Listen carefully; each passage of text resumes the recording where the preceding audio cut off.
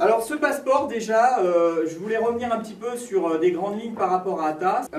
Un réseau de professionnels, pourquoi? Parce que pour nous, il est important que les professionnels se réunissent pour aller plus loin et faire encore quelque chose de plus important au niveau du tourisme.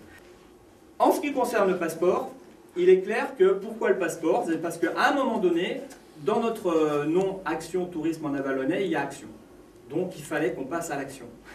Donc passer à l'action, qu'est-ce qu'on fait quand on dit on va passer à l'action? On regarde les possibilités qu'on a, ce qui est le plus facile à mettre en place, ce qui conviendrait le plus actuellement, qui manquerait peut-être ou qu'on pourrait amener en plus, une pierre à l'édifice. Et donc le passeport qu'on va vous présenter est quelque chose qui a été travaillé pendant au moins 1 an, qui a été réfléchi avec des objectifs bien précis qui sont avant tout faire une vitrine. C'est-à-dire que cette vitrine, que la personne et surtout pouvoir le promouvoir à l'extérieur de notre territoire, mais aussi tous les gens qui sont de passage dans notre territoire, pouvoir dire avec un seul document, dire « Ah ouais, tiens, il y a un territoire qui est intéressant, il y a des choses à faire là-bas, et c'est pas exhaustif. » C'est-à-dire que nous, dedans, on a fait le relais, il y a les 6 offices principaux qui sont dans le territoire, qui sont en premier dans le passeport, et donc les gens, après, s'ils veulent aller plus loin dans leur démarche, ils peuvent contacter les offices qui, eux, vont faire leur boulot d'information. Je pense que de ce côté-là, il n'y aura aucun problème. Mais l'idée, c'est d'avoir un outil qui soit rapide à consulter, qui soit un peu sympa, qui soit une belle vitrine. Ensuite, après, pour nous, le passeport ne va pas s'arrêter là, on espère. Alors, sur la vente du passeport à la distribution, c'est simple, nous ne vendrons pas le passeport en direct, c'est-à-dire qu'il sera vendu 3 € normalement aux touristes.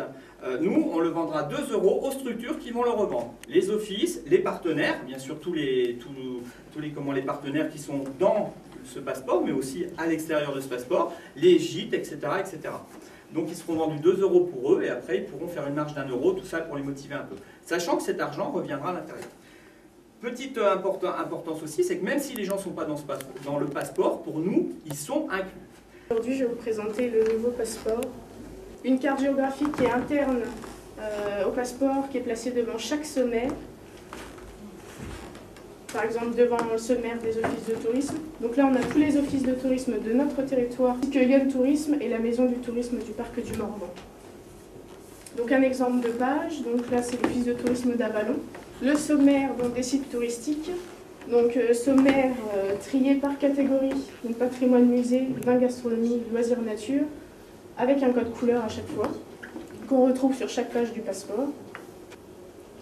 Le canal du Nivernais, qui nous semblait aussi être un point phare. Le sommaire des hôtels-restaurations, toujours trié par catégorie en code couleur. On a souhaité insérer des anecdotes. Donc ça agrémente un petit peu le livret, c'est un petit peu partout. Vous avez donc une histoire, par exemple, l'histoire de Vauban.